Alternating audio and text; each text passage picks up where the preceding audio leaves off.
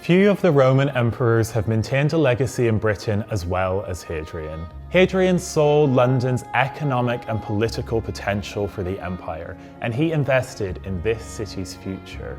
This is but one aspect of Hadrian's legacy, however, and in London, he can be just as well remembered for his travels throughout the rest of the Roman Empire, or perhaps more specifically, for those with whom he travelled.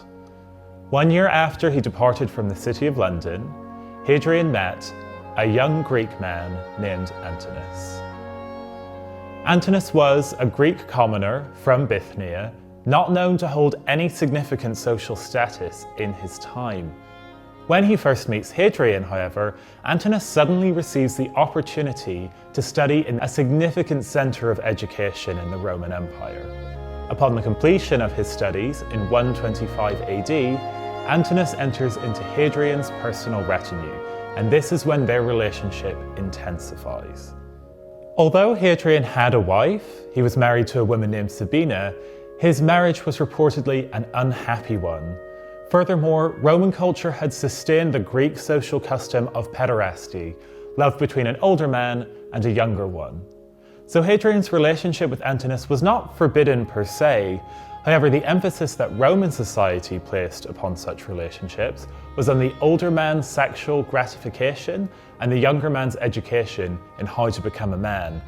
This dynamic was not seen as an appropriate substitute for marriage, and it was always intended to be temporary. But Hadrian seems to forgo the limitations of the pederastic custom. Antinous travels the empire with him, he is a hunting companion and acts as a source of counsel. And when he drowns in the river Nile, 5 years after Hadrian brings him into his personal retinue, the emperor is heartbroken. And to this day, the statues and idols of 3 men from the Roman period survive more than any other: Augustus Caesar's, Emperor Hadrian's, and those of Antinous himself. Because Antinous' death in the Nile coincides with an Egyptian festival to Osiris, the god of the afterlife, rebirth, and the Nile, Egyptian priests begin to recognize the young commoner as a deific figure.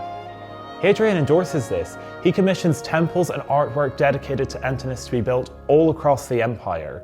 A new city is settled along the Nile, Antinopolis, connected to the Red Sea by a newly constructed road, the Via Hadriana. It is incredible the lengths to which Hadrian went to commemorate Antinous after his passing. It was a ceaseless activity for the emperor, and the notion that a commoner could ascend to godhood had been given no precedent in the Roman period. Godhood was reserved for the emperors themselves, and sometimes for members of their royal family. Yet one might suggest that this latter regard was one in which Hadrian held Antinous. As a god, Antinous is worshipped as a patron of beauty, as a god of love between men, and a symbol of individual salvation and liberty. More recently, he is commemorated in Oscar Wilde's The Young King as a deific figure, and in 2002, worship of Antinous was officially re-established, with the belief that Hadrian had entrusted the survival of this tale to the LGBT+ community of today. So this is perhaps Hadrian's second legacy to those of us living in London.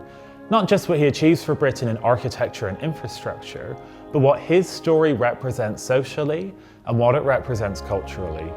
The story of a love affair which has withstood the trials of time, death, and societal expectation without fading.